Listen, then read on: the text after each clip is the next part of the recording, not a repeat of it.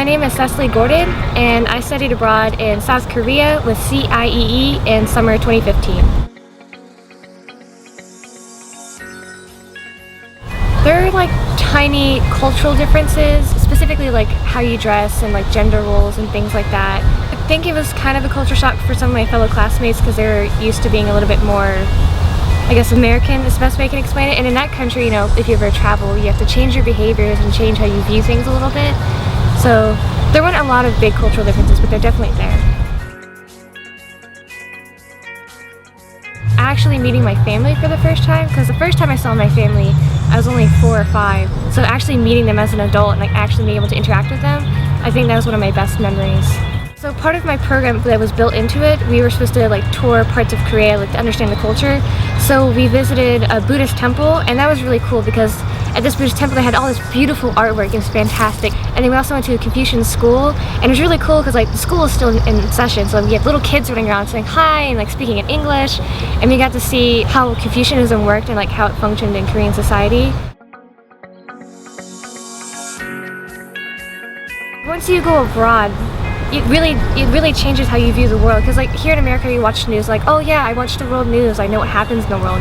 But it's significantly different from when you actually go to a different country and actually interact with people who are different.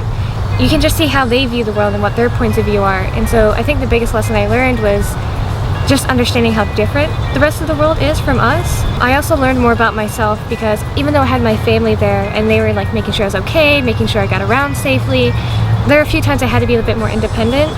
So it teaches you to have more confidence in yourself. I knew like baby words before I went because my mom had taught me a few when I was growing up.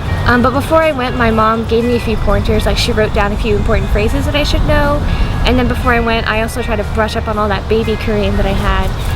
And then when I got there, I enrolled in Korean classes. So I took Korean classes, and I'd always go home to my family and practice. And even with a few Korean friends, I'd like ask them directions and try to understand. You can experience different cultures. And I think that's like the most beautiful thing about studying abroad, because we're all, you know, we're all people, we're all humans, we're supposed to be the same, but we all participate in life differently. We all have different languages, different cultures, different ways of expressing ourselves.